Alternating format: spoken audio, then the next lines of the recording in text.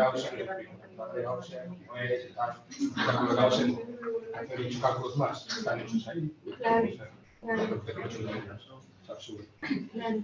Luego estamos en la prueba, luego os explico cómo es la entrada del programa que se permite y explico un poco la salida y luego vamos a echar el porque hablaste de lo que tú habías desarrollado, ¿no? Es superposición, al final. Sí, vale. ¿Cuándo tú has publicado eso? En 2012, vale. hace años. Luego la parte de inducción y dispersión se publicó en 2015, se va a ver a punto. Y la parte con URL, que se va a ver con Juanjo, pues empezamos. Sí, el año pasado publicamos. Porque yo creo que ahí la gente de mi otro laboratorio no ha visto tu método. A lo mejor te voy a enviarle como algo. Ya, es que él es muy estable, porque yo empecé a trabajar con él y la pregunta es que ellos en el sur y pero a veces no más no vale. Puede hacer lo que quiera, pero la convergencia tal es muy difícil. Entonces, el ARF es como muy robusto, ¿sabes? Por eso no necesita. Pero,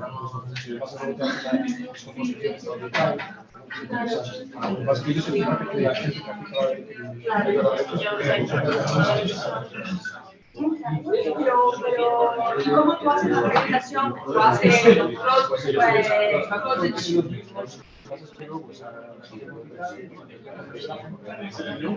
ya, pero tú haces que el electrón va de un lado y se queda vacío, que tú haces un electrón de cada lado, ¿cómo tú haces la presentación? Entonces, un problema. Lo parten con sus abiertas. Si tú partes un enlace con la red, ¿cómo quieres analizar? ¿Una lectura teórica? Ya, pero el electrostático va aparte, ¿no? No, bueno, el electrostático no es el problema mayor, el problema es que tienes que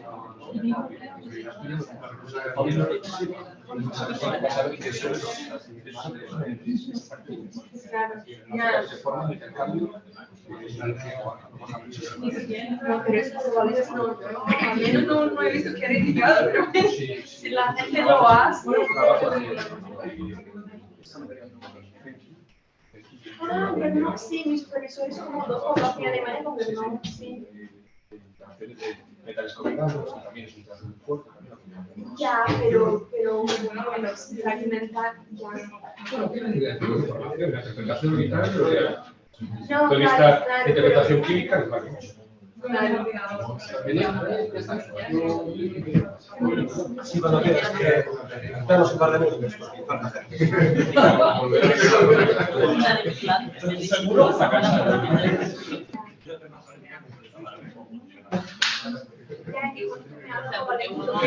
no sé yo, me nace como ahí en el PC, no voy a mirar como si fuera la mitad, ¿no? Ya. Ahora continuamos una coordinación, a lo mejor comentar. Sí. Sería menos peor estudiarlo, ¿no? Hacemos la interacción mental legal de los discursos como Ya. y la capacidad de la ley no tiene mucha especie de capacidad, pero ahora Pero, ya, porque ahí tú tienes el NOCB, ¿no? El esquema de NOCB que tú tienes. Y ahí tú tienes el término de, no sé si era contrasencia de carga. Yo no sé qué me da diferente, pero tú tienes después las interacciones, tú logras hacer el plot de los NACB desde dónde transfiere el valor. Exacto. Eso se logra ahora. Específico chart transfer, no me acuerdo de qué. Pero, bueno, sí. No sé cómo me acuerdo de esta cosa, porque así yo trabajaba en 2014 con eso. Bueno, sí, por muchísimos años.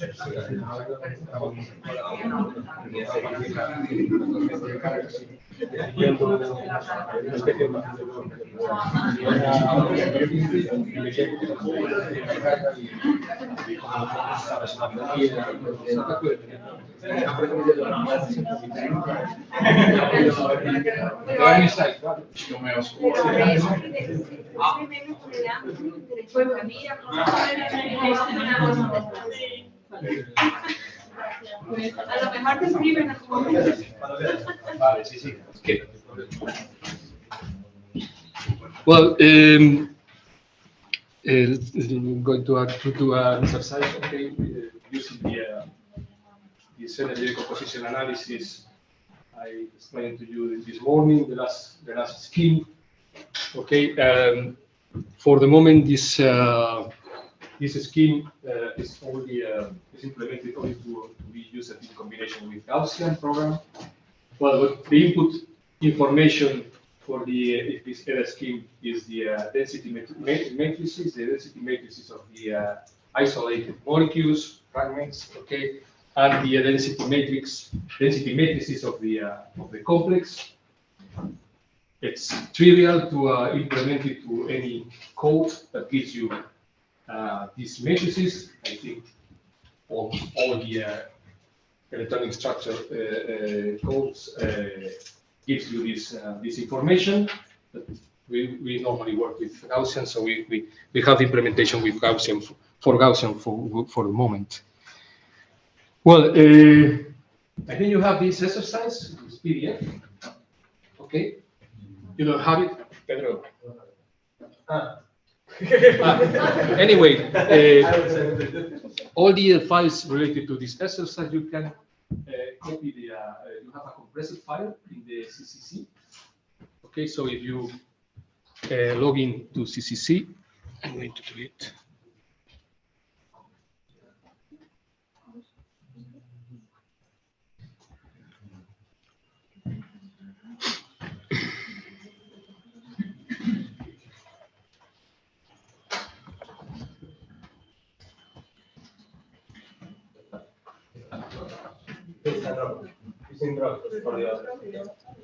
Okay. So this is my my home folder, okay, and you have here this compressed file, this exercise EDA NCI. You should have permission to copy. Have you already copied? Okay.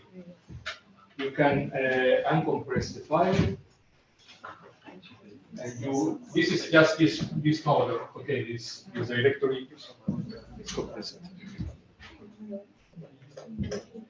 Can you copy this file?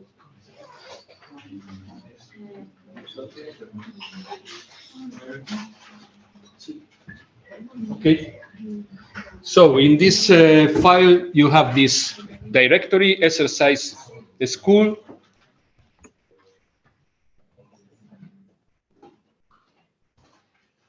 With all of these three directories, and the PDF file with the exercise.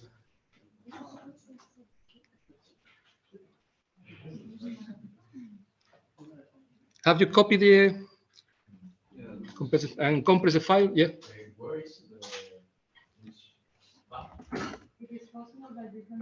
It's here.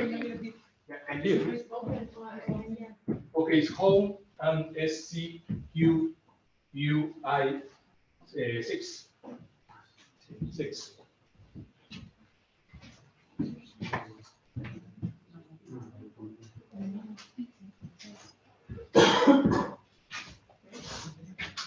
So the exercise. This is the solution of the exercise with the calculations. Okay, with two images for the densities. We will compare the densities obtained with the polarization densities in this case, using two different functionals, B3lib and this Minnesota functional MO6 QX. Okay, just to compare the performance of the two functionals in image decomposition analysis. Well, you have now the PDF for the exercise. This one.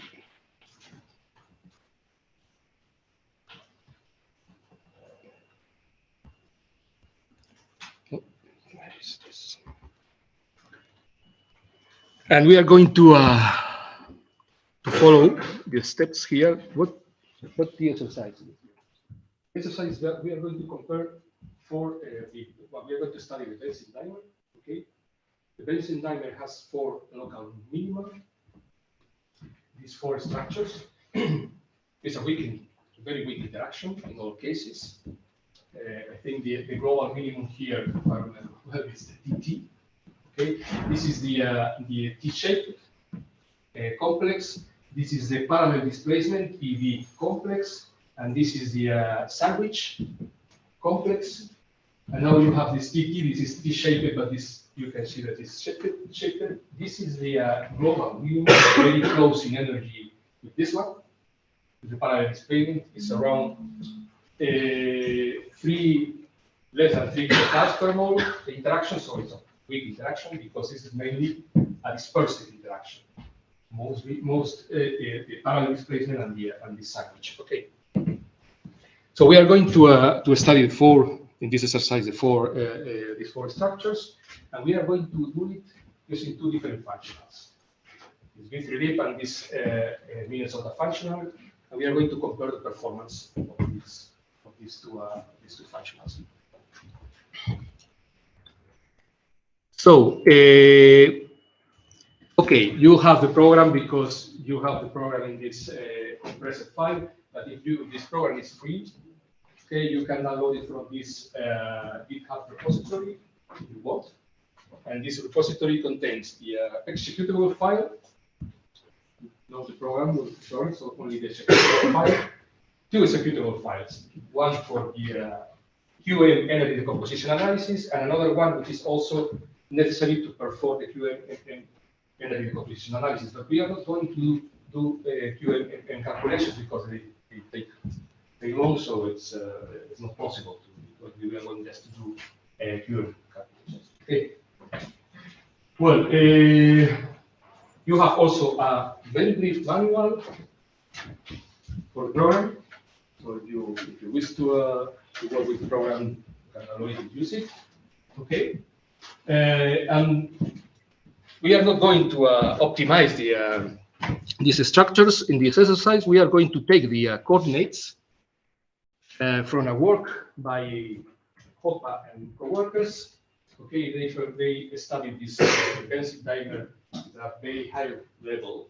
Okay, so they obtained a very good geometries. We are going to use these geometries, okay, because the optimization they did with CCSDT with with a complete basis set limit extrapolation, so it takes a long time. So we are not going to do that.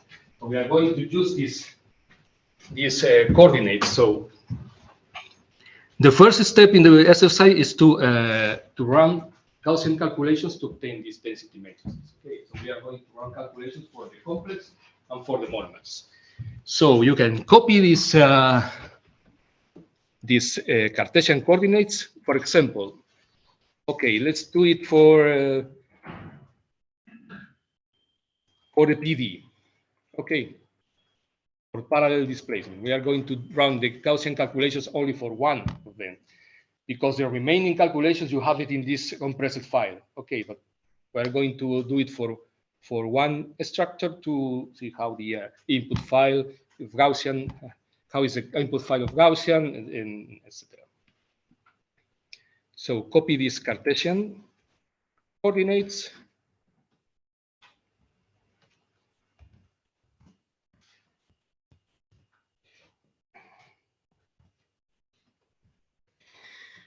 Okay, so here to calculations, you can do it in another directory. You can create a directory for these calculations. Okay.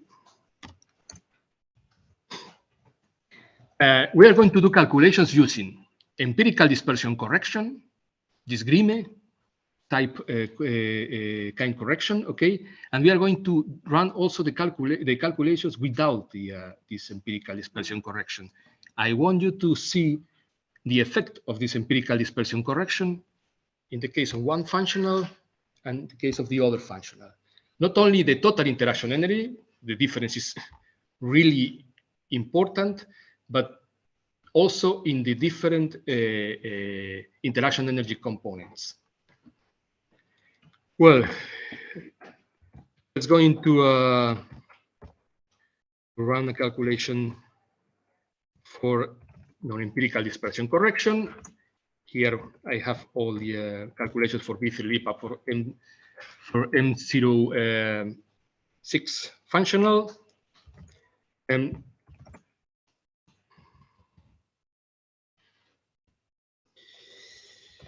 I'm going to open an input file. Well, in the input file, you are going to copy the Cartesian coordinates, okay? And now what you have to do is to include the following lines. Is anyone, everybody has used it, everybody used the Gaussian program or? No. You never? Okay. Yeah. Okay, because I have chosen, well, Gaussian because it's the energy composition analysis program is interfaced with Gaussian, but also Gaussian is the most used program, I think, in the community. So only one person. Okay. So we have to include these lines. Okay. The first one, you know, this line. Can you see it well? No.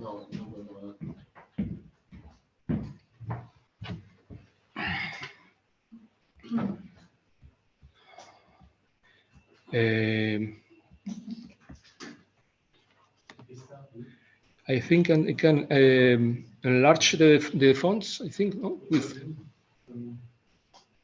Do you know how to do it? Yeah. Where can I think? It's view. View. Yeah, and then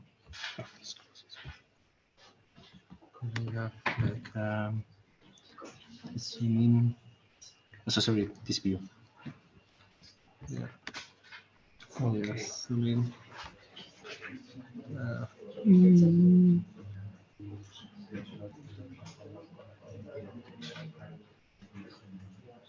Terminal zoom. Yeah, terminal zoom. Yeah. Okay. I have to do manually again and again. Again. Okay.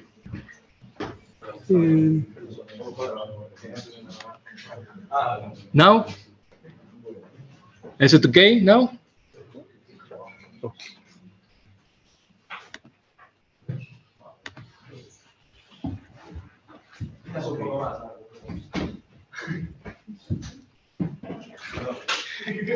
No, mira que yo tengo presbicia y lo veo, ¿eh?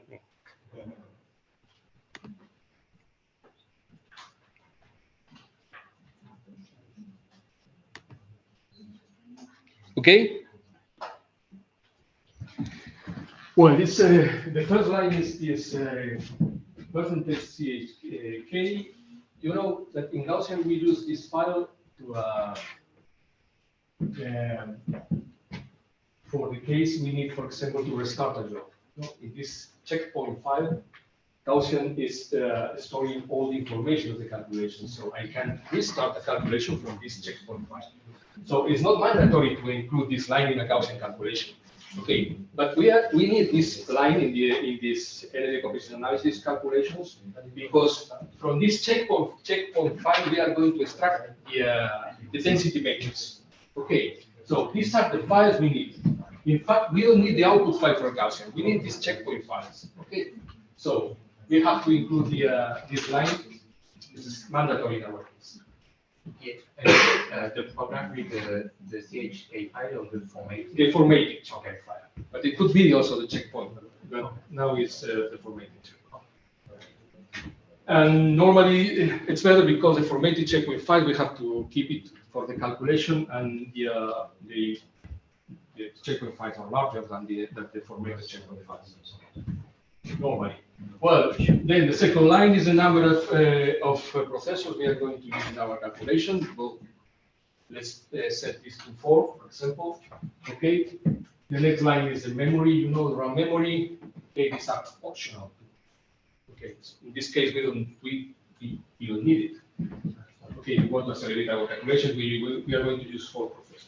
And now the keyword lines. Okay. In this calculation, we are going to do a calculation for B3 functional, functional, and a triple set basis set. Okay, this open line basis set, and Okay, the keyword no sim. There's a program not to use the symmetry during the calculations. We need also to include this keyword in our calculations because we don't want.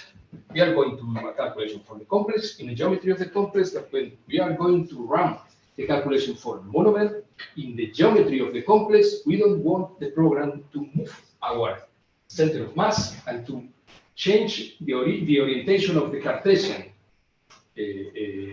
axis. Okay, why? Because we need exactly the same geometry for the complex and for the monomers, because we are going to read the density matrix, and the density matrix is going to change. We change the geometry, of course. Okay, so no sim is also mandatory. We have to include it. Now, well, no charge 0, multiplicity 1, and now the coordinates. This is the input file for the complex without the dispersion correction. We are going to we're going to do calculations without correction, dispersion correction. Okay, first. Now, calculation for the monomer included in the same input file. Okay, we use this linker, this link 1. You know, in Gaussian, we can link many inputs in just one file. We include this line link 1, and now we are going to do the calculation for the first monomer. Okay, the first 4 lines are exactly the same as the complex. Also the multiplicity, and now the Cartesian coordinates are exactly the same, but if we are going to perform the calculation for the monomer 1, now the monomer 2, the basis set for the monomer 2 has to be defined for cost atoms. Remember, that means, okay, that the atom is carbon atom, okay, has basis, but doesn't have electrons, and doesn't have nuclear charge. Okay. So we include this BQ to all the atoms from second monomer. Yeah. But this is like a keyword that you put, or you define in another place that they don't have mass and something. This is a counterpoise. With this, I'm including the counterpoise. No, yes, but about this label, This BQ? Yes. You use this label and you define in another place that they don't have nucleus and so on, or it's like Gaussian understands. No, Gaussian understands that. This means okay, this is a was up. Okay. Okay, we do the same now for the second monomer. Again, link 1. Again, the same lines for the input, and now in the coordinates. We include this BQ. We transform now. We change the ghost atoms from monomer 2 to the monomer 1. Okay, so simple. Okay. Just one question. In this case, in this parallel displacement, the 2 monomers are symmetrical equivalent. Okay. Maybe one of you could ask, well, it's necessary to do the 2 calculations because 2 monomers are exactly the same. The 2 electron densities are exactly the same. Density matrices. The electron densities are exactly the same, but the density matrices are exactly the same. No, because our bases are located in different coordinates. So the density matrix you can compare the matrices are different. Okay, I cannot do just one calculation and then say to the program, the EDA program, that the density matrix is exactly the same. So I cannot really, to copy the density matrix from one monomer to the other because they are different. Okay. If you don't use the correction, it's true, but you are correcting so long. Yeah. Okay. So we even in these symmetric complexes, I have to calculate both monomers. Okay, and that's the input file. Okay. Yeah. This is the same as using counterpoise keyword. And Yeah, but in the counterpoise keyword, okay, with Gaussian you can do this automatically. Because with the counterpoise keyword, you can define 2 or 3 or 4 or 5 fragments, I don't know how many. But with Gaussian, you only get the interaction energy. So you don't get the energy decomposition analysis. You get just number, the value of the total interaction energy. Okay, but if you do this, if you do this with counterpoise, you will get exactly the same interaction, total interaction energy, of course, because this is what Gaussian does automatically with this counterpoise keyword. Well, now how to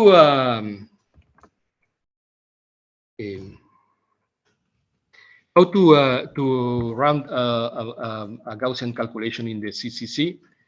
So you need to create, well, you can do it in many ways, but for example, you can create a script file. For example, this Lanza here, pv h. This is an example of a script for Gaussian. Okay, you can copy the script, or you can create another script, right? For lines, well, this line is not necessary. Okay, and I think it's not necessary. I think in this way it doesn't work. I don't know why, but it seems that it's like not writing anything. It's just to limit the time of your calculation. Okay. In this case, these calculations I think takes 15 minutes or something like that, no more. Okay, you have to charge the module of Gaussian, okay, with this line, and now you send, for example, I think it's implemented the Gaussian 16 and also Gaussian 09.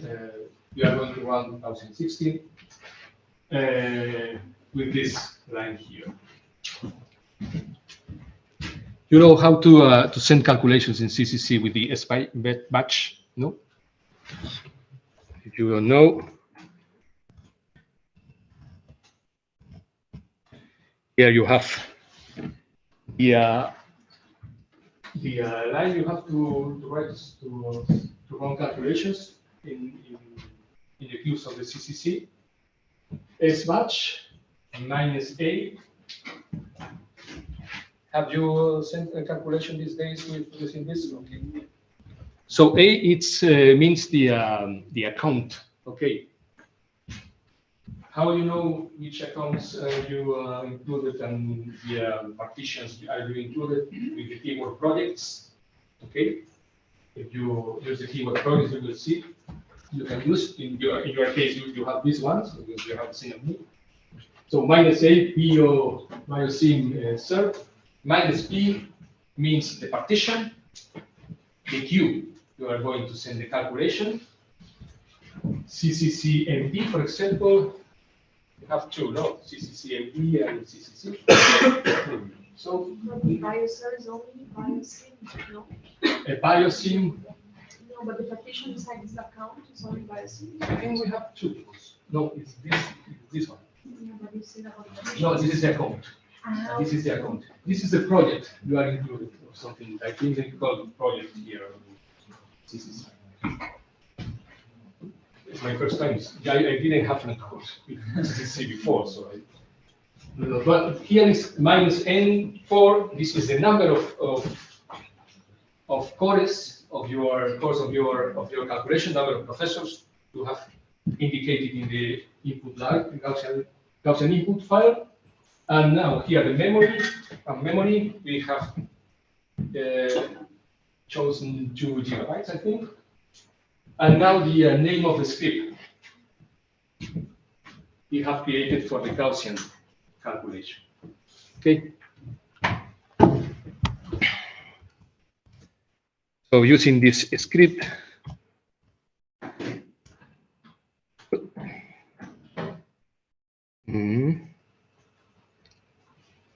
what happened?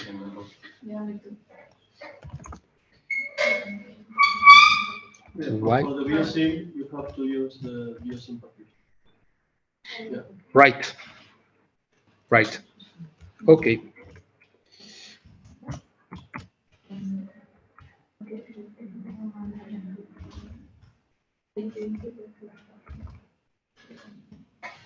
Yes.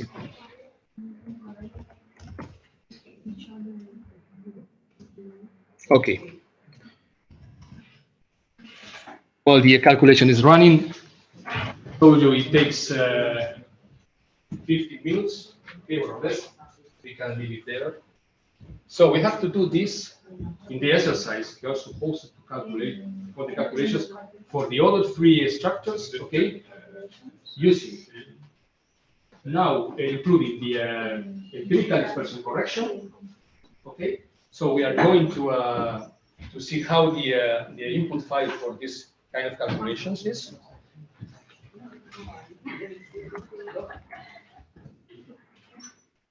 Well, if we move to the to this directory, this empirical dispersion.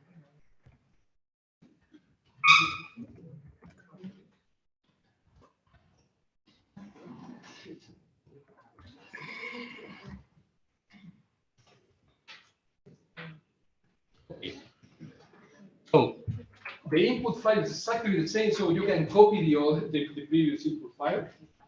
Okay, rename the file. Rename the file, and the only thing we have to include is this keyword. Okay, which is empirical dispersion. In this case, we are going to use this D3 to be the empirical dispersion correction. Okay.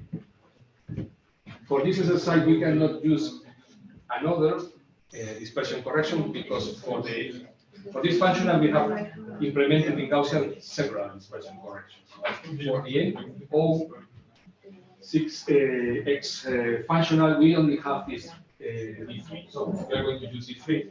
We want to use exactly the same dispersion correction. Okay, so include this dispersion correction in the three inputs for the complex and for the two monomers. Okay.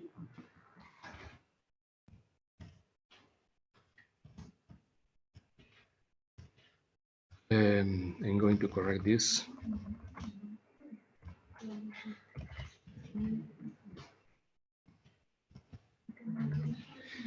The script, we can use the same script here.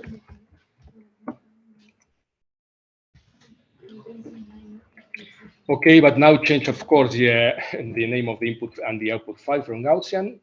Okay, for Gaussian, it's the same. We launch this calculation now with the empirical dispersion correction. Okay.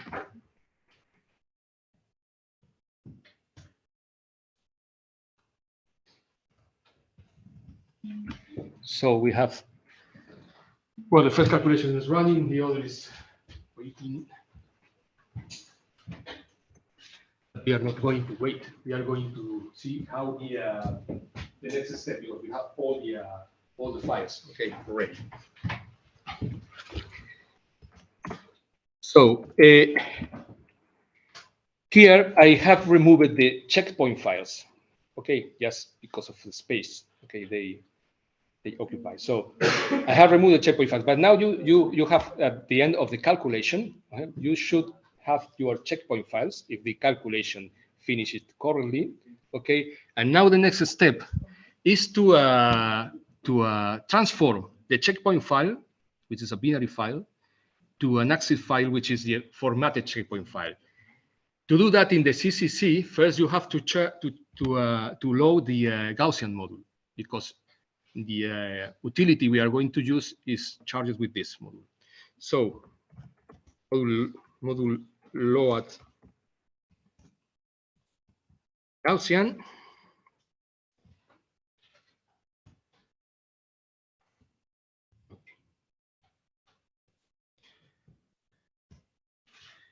And now this utility works. Okay.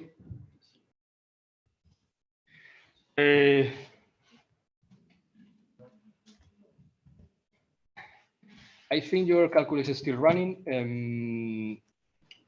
I should not remove the checkpoint files, but the thing you have to do is write font chk and now the name of the checkpoint file, okay, with extension. Okay. Now you create these formatted checkpoint files. In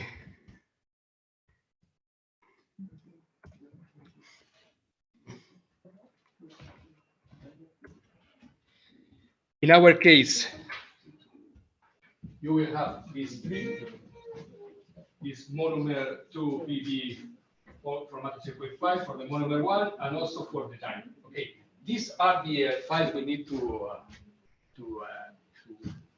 use for the EDA. Okay. Now, once we have the formatted checkpoint files, okay, from Gaussian, it's trivial. Now we are going to run the EDA program. So we need to create an input file. The input file for this program is very simple. Okay, at least if when you want to do calculations, QM calculations with QMMM has a few more lines, and when we are not going to include pseudo potentials in the atoms with pseudo potentials. This is the case. Okay, so the input file here is simple.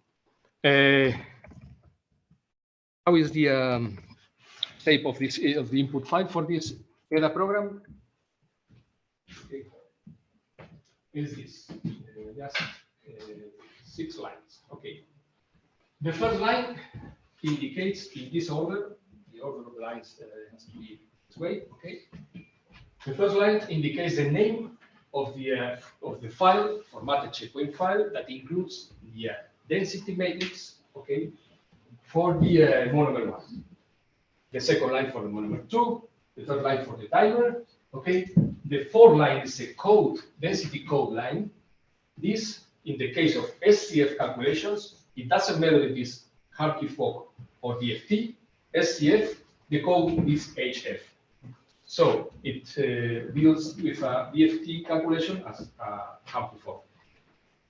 Because the way to storage the formatted checkpoint file, the density matrix for DFT calculations is exactly the same for Hartree-Fock. Okay, the next line is not mandatory. Okay, you don't have to include it. You only, if you include this FCHK keyword here in this line, you are telling the program to write, okay, in extra formatted checkpoint files, to write the density matrix for the deformation densities, for the repulsion, okay, for depolarization, for the total summation of both, the total deformation density, and also writes the density matrix for the reference density. So it's the superposition of the monomers densities. Okay, for formatted checkpoint files. We are going to include it because we want to visualize these densities. Okay. And the last line is just to indicate the threshold for the calculation of 2 electron integrals. The program do the following. Okay.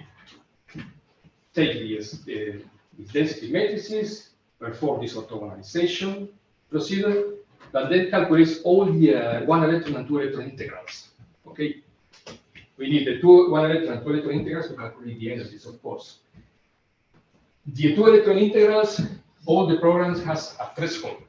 For this, the number for this threshold, this is 10 to minus 9. Okay, so integrals lower than 10 to the minus 9, so are removed to avoid these numerical instabilities. Okay, if you reduce this number more than 9, but you have maybe inaccurate results. Okay, so 9 is an optimizing number. So I recommend that you use 9. Okay, play a little bit with this number to see what happens in the outputs. Okay, but 9 is a good compromise between accuracy and avoiding the numerical instabilities. Okay. Well, this is an input file. You know the structure of a formatted checkpoint file in Gaussian? Some of you, okay.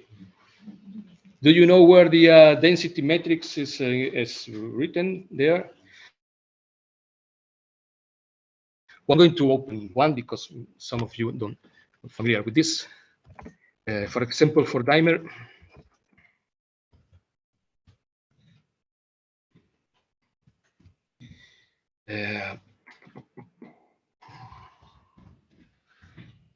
Well, in the formatted checkpoint file, you have these densities. Well, to be honest, the program reads the density matrices from these formatted checkpoint files, but also the geometries, okay, the geometries, and also the basis set, all the information about the basis set. It reads much more than the density matrix, okay? But everything is included here. Where is the density matrix here included? It's here, this total SCF density. This is the density matrix. In this case, it has a little bit more than 40,000 elements, and it's a very small system, okay? So we have only 288 basis functions. Okay, we have performed calculations with more than 10,000 basis functions with this program. So the density matrix in this case is large, but with 10,000 basis functions is much larger. Okay, so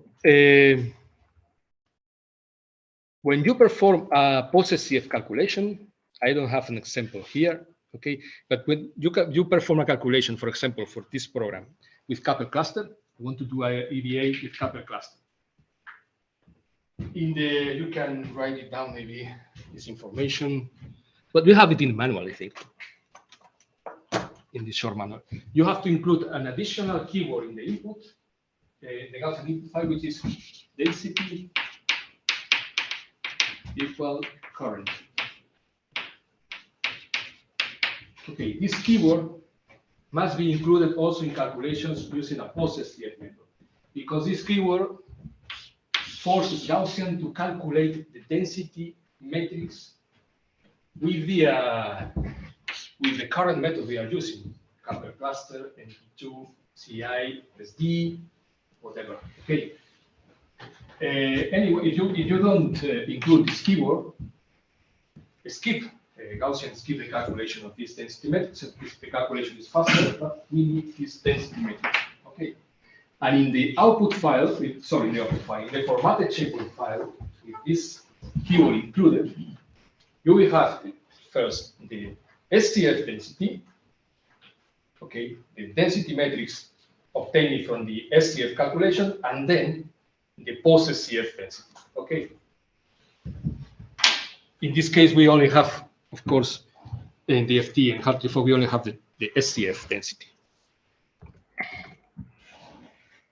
Well, let's do a calculation with this EDA, okay, program.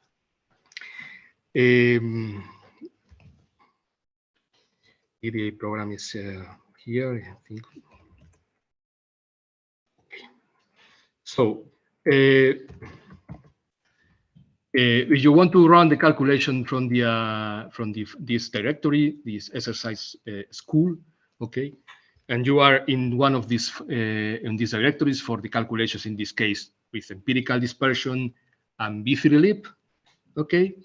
So we go back in the directory calculations. Now exercise school. Sorry.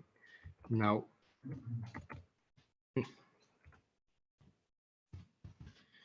Maybe it's okay, program, and now the name of the program is EDA.x.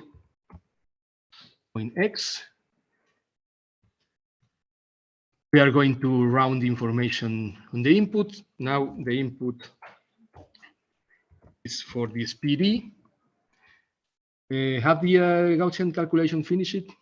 Your calculation, yeah. So you can use this output file, maybe the formatted checkpoint file from your calculation. Okay, so we call the program here. We can send this calculation foreground. Okay, we don't have to send this calculation to the queue. Why? Because it takes 10 seconds, 15 seconds, something like that. It's very fast. Okay, For a calculation with 10,000 basis functions, maybe it takes 3-4 hours.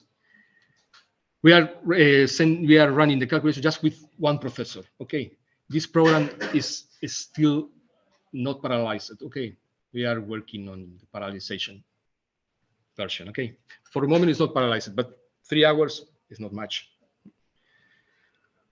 Okay.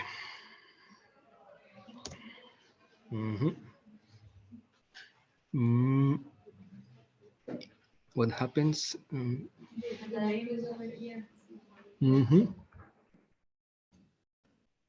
Not here, the program. LNCI. Okay, sorry. Okay.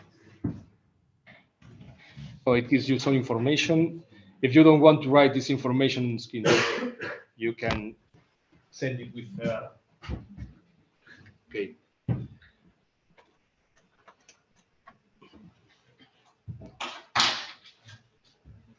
You can run it with this EDA,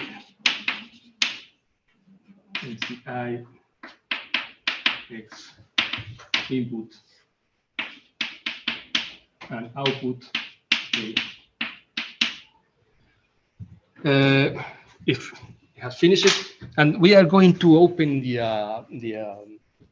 output file. So, how many files have the program have created? The program have created. You will see that the program created this file. You can ask me about this file with 0.11. This is a binary file. Okay, the program reads the information from the formatted checkpoint file in an ASCII file, and that transforms this information to a binary file because it's faster to work with this 0.11 file. Okay, so it has a module to transform the formatted checkpoint file again back to a binary file, but only with the necessary information. The checkpoint file has a lot of information, it's very large. Okay, this 0.11 is much smaller. This file, so you can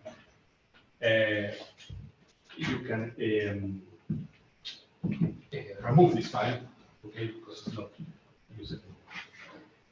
Well, then it creates this formatted checkpoint file. These 4 files are new files. Well, this, in our case, is for this PV. Okay, so these 4 files, dim E is dim.fchk. Okay, this contains, I can write it down somewhere. It contains the reference density. Okay, the superposition of the monomers density. You can visualize it with visualization program that opens formatted checkpoint files. For example, we are going to use Gauss view. Okay, program. Well, this then point FCHK contains the polarization density. Okay, the Denker file, the repulsion density, the deformation density associated to the power repulsion, and then D contains the summation of both. Okay. Well, these 4 files, and now the output file. Okay, the output file is this. Is this with extension 0.0UT? Okay, is this dim PD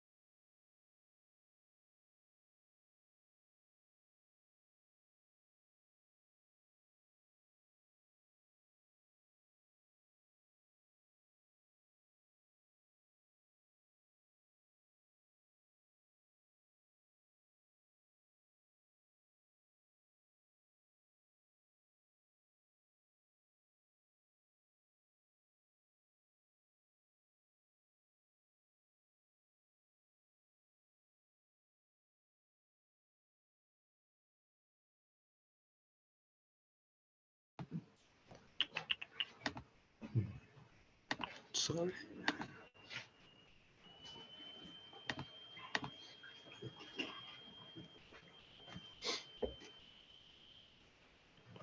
Okay.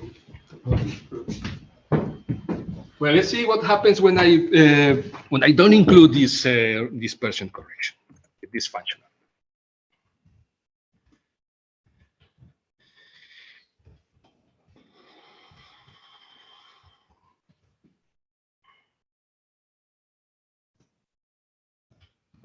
Let's go to the result. You can see that with B3, we have a positive total interaction energy of almost 3 kilocalories. Now we have an stabilization. This is without Grimm dispersion correction. So Grimm dispersion correction in this case is just half kilocalorie, 0.5. In the previous case, it was almost 6, or more than 5. And now look at the dispersion. The dispersion energy recovered by the N with this functional, okay, is even more than the dispersion energy obtained with B3, including the Grimm dispersion correction. So this is better, of course, a better functional to study intermolecular interactions. Okay, we have to include a correction in this function with these functionals. Yes. Okay. In this case, it's small because we have a small system. But if you study, for example, the absorption of pyridine, we did it, okay, 2016 paper, we studied the absorption of pyridine on graphene. And we used finite models of graphene, okay? And we investigated the performance of different functionals. In this case, we have graphene, it's a large system, value of fragment is large, okay? The correction, the correction of relay in this case was of course larger than this one. Maybe we were talking about 12 kilocalories per mole of interaction energy, and the Grimm correction was 2.5. We have to correct them. Yeah, okay, we have to correct them. But this function includes medium range correlation and particle long range correlation. So I'm not I don't go through that, nothing, but the results are there. Okay, so say that this is recorded, so okay. So the performance of B3LIP is not good, but if we look at the rest of the terms, induction, electrostatic, and Pauli repulsion, the differences are not important. So this functional certainly corrects the dispersion energy, okay, explicitly. Sorry, implicitly, because the explicit correction is the empirical correction, okay. Well, can we visualize this? Because we love the plots, no, and this visualization and these figures with this representation. No, if the visual things are much better than the numbers, I think. No, we can visualize the differences between the deformation, the polarization. In this case, the polarization density, because dispersion it's directly related to this polarization density of B3LIP and the Trullers functional. Okay, we should see differences, important differences there. How we visualize the last part of the exercise, how we visualize these densities. Okay, so we are going to use Gauss view, which is installed in this CCC, and we have to load the module for the Gauss view. This is module load. Well, you have all these files, so you can also do it in your. You can do this, follow the steps in your laptop. So this is Gauss. Well, we are going to load this 6.1.1. Okay, this is the last version, I think. That's good. So chart this, and now with gview keyword point X. We are launching the program. Okay. You have. So first of all, we have to open the formatted checkpoint file. Okay. We are going to compare this parallel displacement. No, we are in the M06 functional, and okay, the density is I don't see what is the file.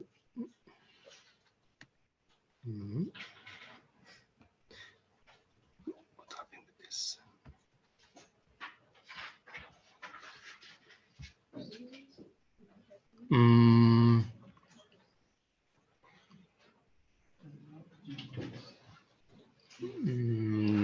Okay.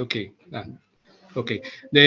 I don't have the deformation densities in this folder. I have it in the empirical dispersion. Both are the same. Remember, the densities are the same, including or not including. So I generated the files only once. So exercise school, calculations, empirical dispersion. Okay, it's here. Let's start with the P3lib. And we are going to open this den file. This is the polarization density, okay?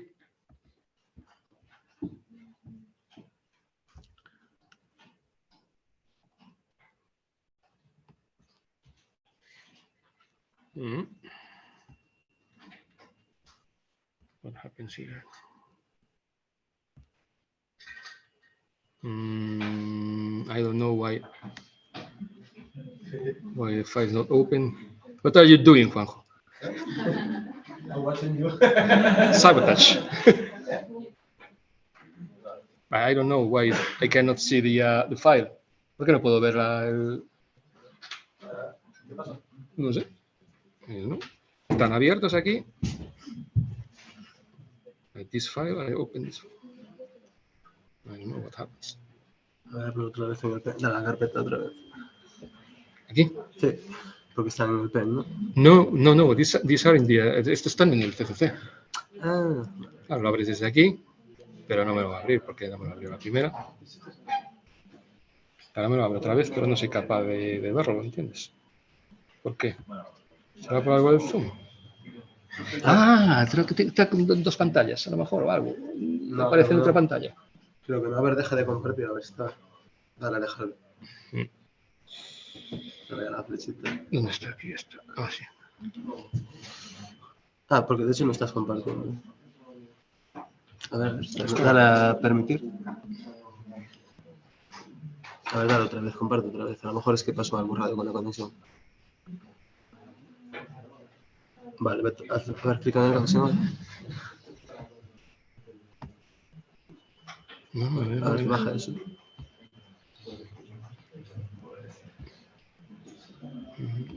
Mierda. No entiendo qué pasa. Cierra si quieres. A ver, vamos a cerrar un segundo. A ver si es por el Zoom. You can open the file. Yeah. So you can open the file. So okay. Well. No sé lo que pasa. You can open the file. Now you have to go to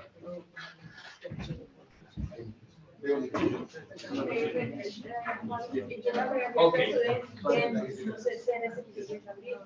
But you know, the PD, ese no se para el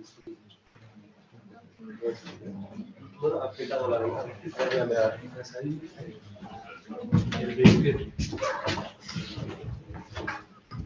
¿Es cuando clicas aquí? Sí. No, pero haz una cosa con. Ya, pero no abre el. Once you have your No está ahí. open, okay, you will see the Vamos a cerrar. then Las you salas have to X. go no. Sí, pero debería correr.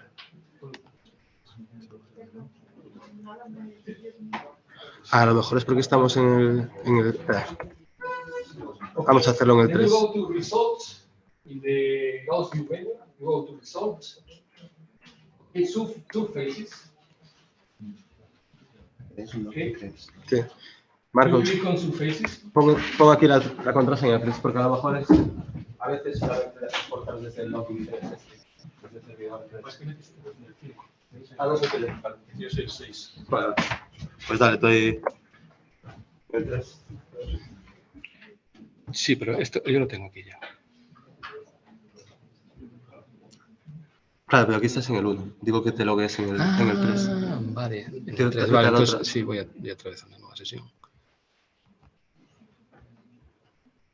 Aquí. En 3, ¿cómo es esto? One, ¿no? CCC. No, CCC. One.es. Ok. ¿Sí, no? Ujú.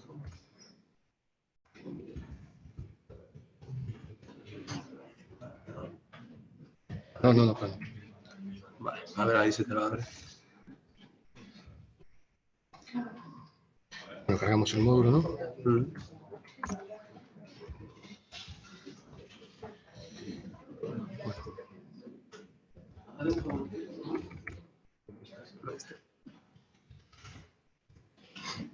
Y ahora.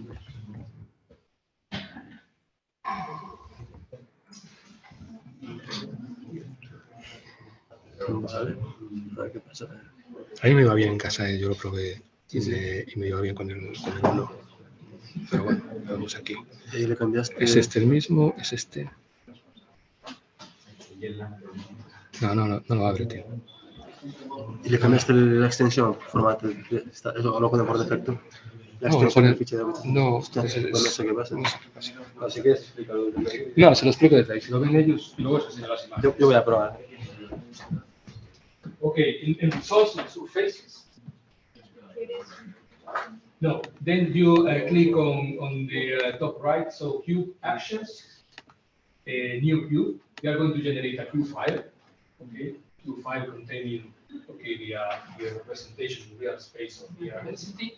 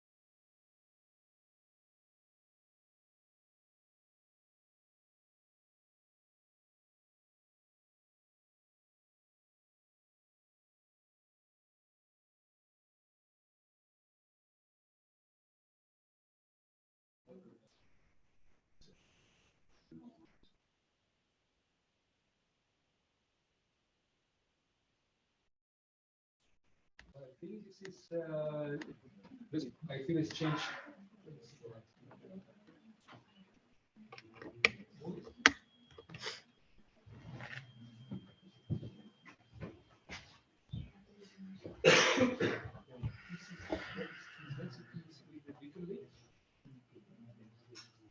Why you don't have the same density?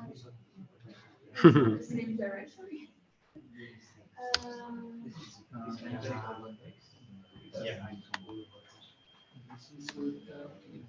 I mean, empirical is this version. V3. Okay. It should be, I can open in the other directory. Well, this is a way. Okay, this is a way to create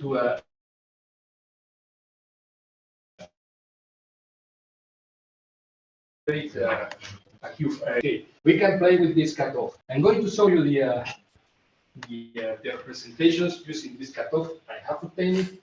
I cannot do it with the Gauss view, but I have these figures.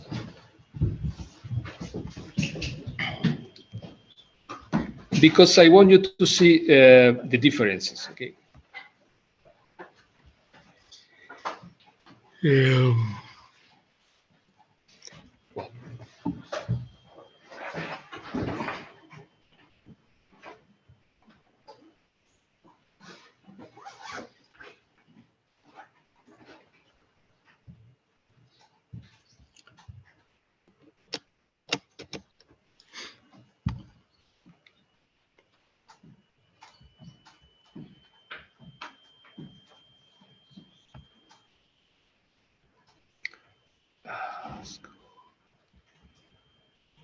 I don't have the. I have the measures here. Okay.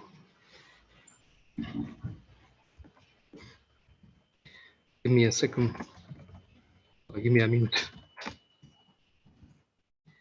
Well, you have here a directory with the name images. Okay. So you can open this directory. You see that you have two files. Okay, one is the polarization of this parallel displacement for B3LIP, and the other one is for this M06 functional.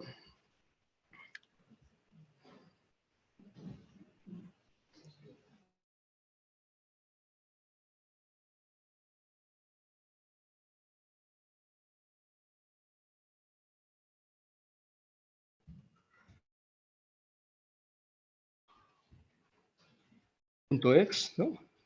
.s.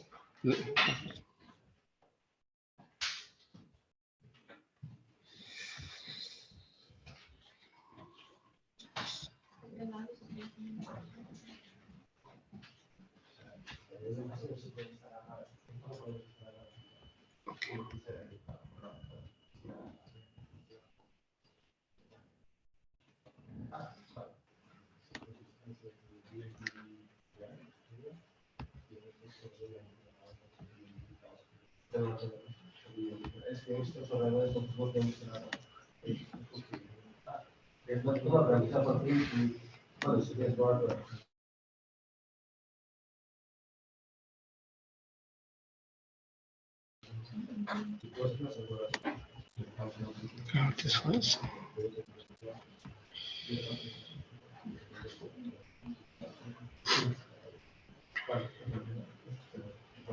Okay. Well, this is finally, this is the polarization density using B3LIP. -4, and it's like this, no? Yeah, yeah, yeah. 10 to the -4, Yeah, maybe I was like... mistaken with the cutoff. Maybe, yeah. Sorry. Okay, but we can play with this cutoff. So of course, use the same.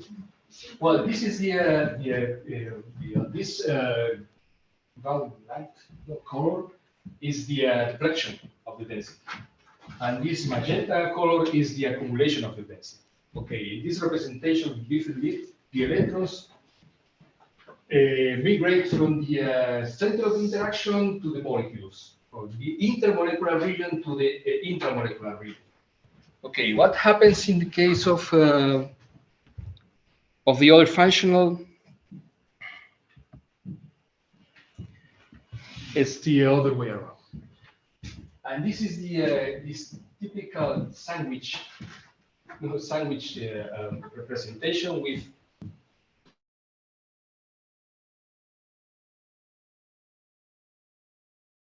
the reflection of electron density in the intramolecular region. This is the one representation we obtain normally for highly dispersive interaction. Do you remember in the morning this methane dimer? It has actually the same. is accumulation in the middle. But with Hartree-Fock, at SCF level, with Hartree-Fock, we have nothing. We have only deflection in the molecule. So this is the problem of brief-relief.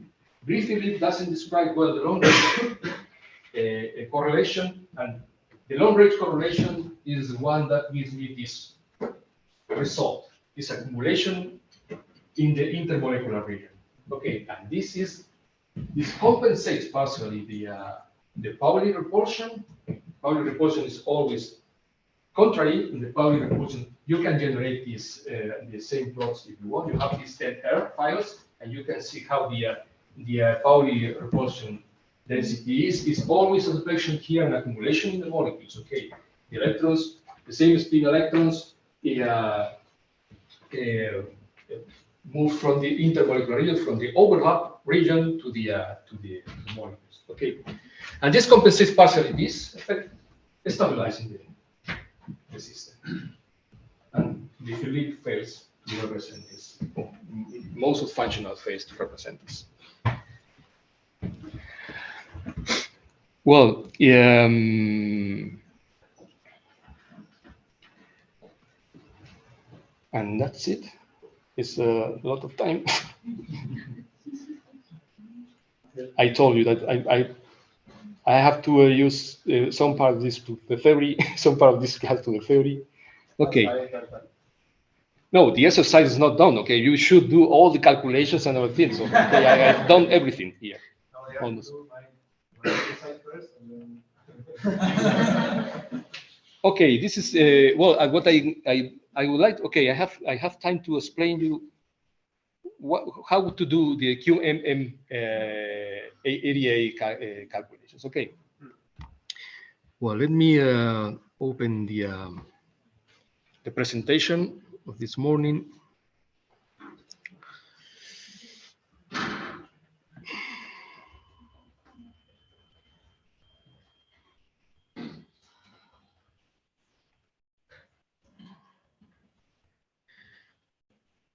Well, this is information about the program.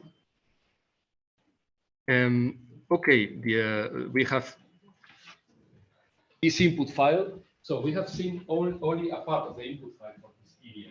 Okay, but we could have all these lines in the input file.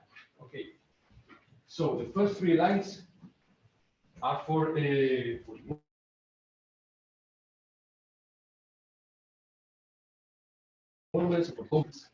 The 4th line has to be included if we have atoms with where the core electrons are described with the pseudo potential. Okay, for example, heavy metals. So, or for example,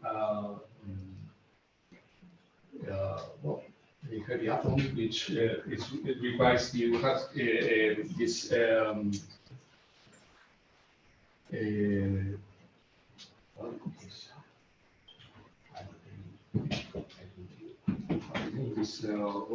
Relativistic effects. Relativistic effects. Okay. Well, why we have to include this? Because we are still in progress of implementing. We have implemented all the 1 electron and 2 electron integrals, except for the pseudo potentials. So for the moment, the pseudo potential integral has to be read from Gaussian. So if you want to do a calculation with these pseudo potentials, you have to include in the Gaussian input file the following keyword.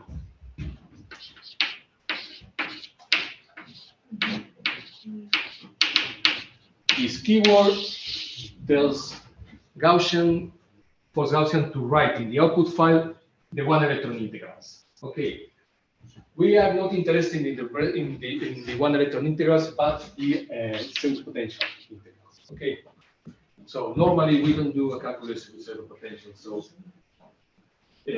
that's why we have not implemented pseudo potential for the moment. Okay. We need time to. There's no time to do anything. So programming in this moment is the last of my projects. Okay. So. This keyword has to be included in the input file if you have an atom with pseudo. Okay. And due to this, also you have to include this other keyword complex, which is the name. This complex is the name of the output file from Gaussian. Okay. You have all the information here. Also the information. This is taken from the manual. Okay. Also the information about the keyword. This keyword. This is the name of the Gaussian output file without extension. Okay. Now the dense code line, the same as before. Now this FCHK line, also we want to generate this deformation densities or not. And now these two keywords, print and vect, are optional keywords if we want to write more information in the output file.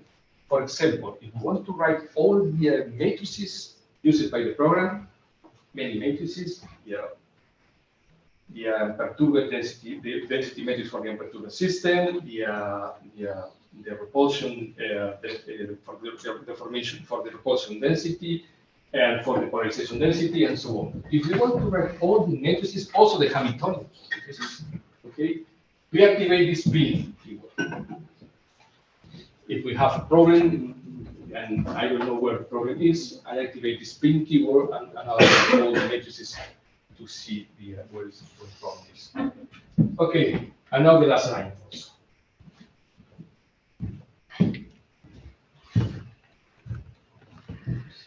Well, the input file.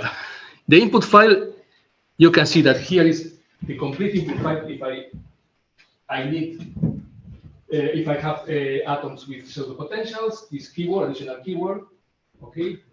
This pseudo equal to read is also for the same. And this charge keyword is in the case I am including an electrostatic embedding, okay, in the calculation. So a QMMM calculation. In this QMMM calculations, we can use, for the moment, this program, an electrostatic embedding. So the MM charges, I include only the MM charges, and also electrostatic embedding, including charges and induced dipoles. If we are using a polarizable force field, okay, we have charges and induced dipoles. In both cases, we include this charge keyword in the Gaussian. Okay. With this charge keyword in the input file in the Cartesian, after the Cartesian coordinates, we have to include all the charges, all the MM charges, with first the coordinates, x, y, and z coordinates, and the charge. Okay. So this, you can go to the Gaussian manual and look for charge keyword, and you will see it's very easy. What we do, for example, with in collaboration with Juan, they do a molecular dynamic simulation with Amber. Then they generate the information from Amber, so all the charges. Okay, and now we create the input files, defining the QM region, and the rest we use these charges obtained from this app.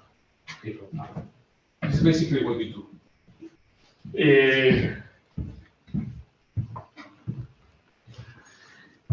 So this is for the pseudo potential, as I explained it before, and now this is for the QM calculations. Here you have an example of an atom, so defined by the charge, Cartesian coordinates, and here in this case the partial charge is minus 0.1.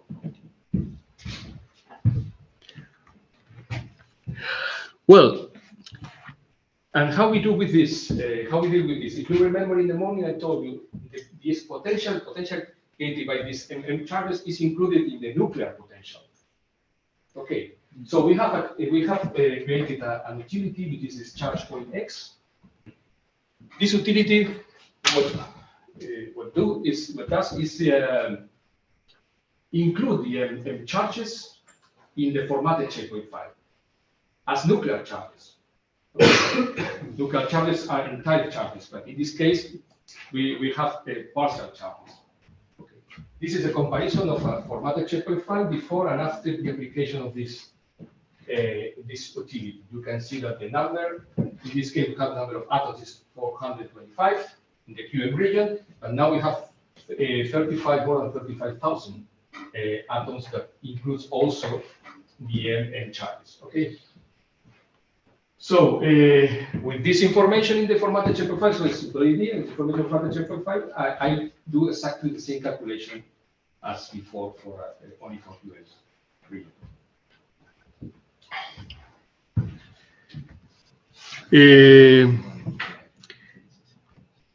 And this is to finish a flow chart, schematic flow chart of the program, the operation of the program.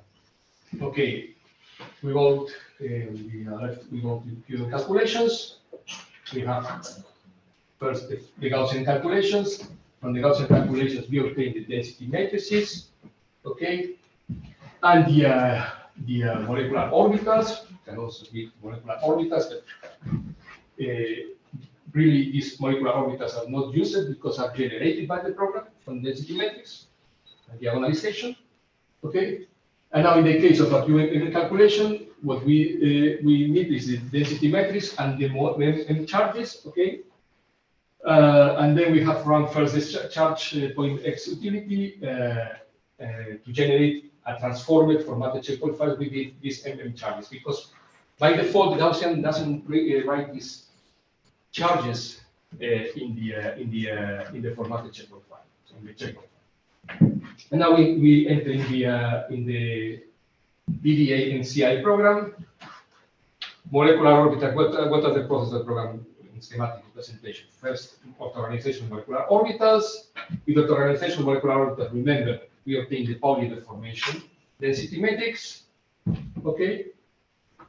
On the other hand, we also obtain the reference density matrix and the superposition of the isolated molecules, and also we obtain the polarization density matrix, information density matrix. From these two density matrices, we obtain the 1 and 2 electron. Well, what we first perform the 1 to 2 electron integral evaluation, the program, and then we obtain the electrostatic from the reference density matrices, electrostatic, the Pauli repulsion from the Pauli deformation density matrix, and the induction and dispersion from the polar deformation density. And then we have the output and this deformation densities for visualization. And I think I don't have anything more. I have finished. You have the files there. You can play with. You have a program. You can play with the program. You can do whatever you want. You have my contact. And if you have any problem, you are trying the program. If you have any problem, you can send me an email, and I will be happy to help you. Okay. Yeah. So have you checked how different it gives if you apply this decomposition in, let's say, gas phase and with the MMM? Like if adding the polarization of the yeah. If you remember in the morning, I show you an example of how is, for example, the convergence of the in the case of the solvation, it was solvation of adenine, I think, with water, and how the electrostatic energy in this case, how is the convergence with the number of water molecules with the size of the QM region for a pure QM calculation, and including in that case only the electrostatic charges, so the electrostatic embedding, because we can go further. This is our idea, to go further with a polarizable embedding. But we are in the progress of doing that. No, but with electrostatic embedding, you remember, I have it. This is the convergence without the M charges. You can see that so if we have a sufficient large QM region, this energy shouldn't change. Okay. So you can see that we need more than 100 water molecules, so 150, something like that. Then we get the same values. But if we include these M charges, the convergence is much faster. So of course, this is expected result, because otherwise QM hybrid methods, we don't need these hybrid methods. We can do only QM calculations, and it's enough. The convergence is much faster. So I only need 50 molecules to have the electrostatic energy conversion. And this is a general result. This is an example, but we have done calculation for all the systems and also for the interaction of these dioxins with lipid molecules, and we obtain the same result. If you don't include this electrostatic embedding, the convergence is not reached. You need a QM region very, very large. And many times the people in the research use QM regions without checking if the results are convergent. Very small. Too small, I would say. Okay, just to show that, be careful, because maybe your QM region is not so large as you think.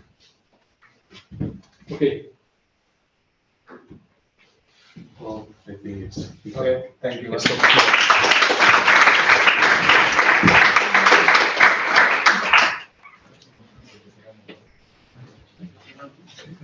Okay, so tomorrow bring your best dresses because we're going to take a picture of the